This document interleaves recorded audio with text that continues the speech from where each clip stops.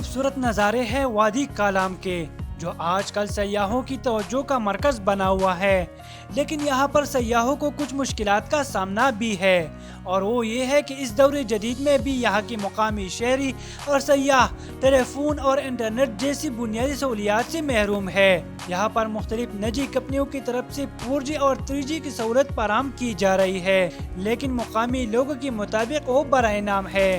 यहाँ पर sir G network तो बहुत कम आती है, लेकिन जोंग और टेलीनार का 4G काम करते हैं। वैसे वो नाम दिया हुआ है जोंग 4G का, लेकिन काम सही नहीं करते।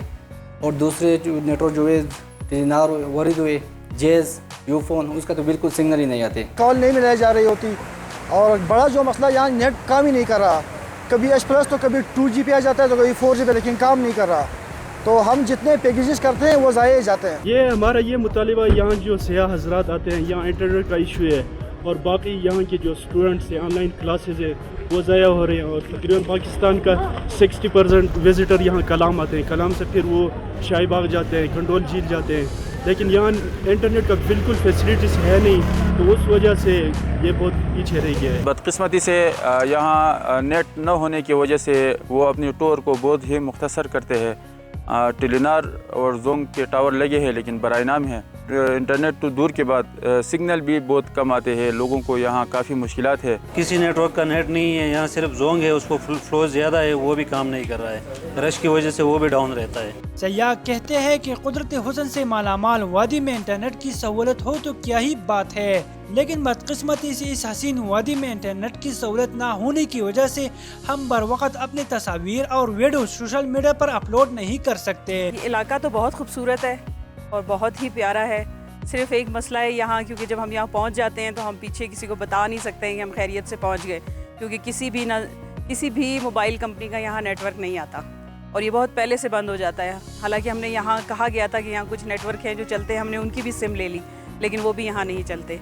तो ये बड़ा प्रॉब्लम होता है, क्योंकि इतने दिनों के लिए हम आए हुए पीछे, फैमिली में कोई प्रॉब्लम हो या कुछ हो, या इवन हमने यहाँ की पिक्चर्स भेजनी हो, उनको बताना हो कि हम एंजॉय कर रहे हैं, फेसबुक पे डालना हो तो हम वो नहीं डाल सकते। बड़ा अच्छा टूरिस्ट स्पॉट है, बड़े अच्छे मतलब व्यूज़ हैं, उनको देखने के लिए आए हैं। लेकिन अनफॉर्चुनेटली बदकिस्मती से हम कह सकते हैं कि मोबाइल मेरे पास मौजूद है, लेकिन सिग्नल्स नहीं हैं।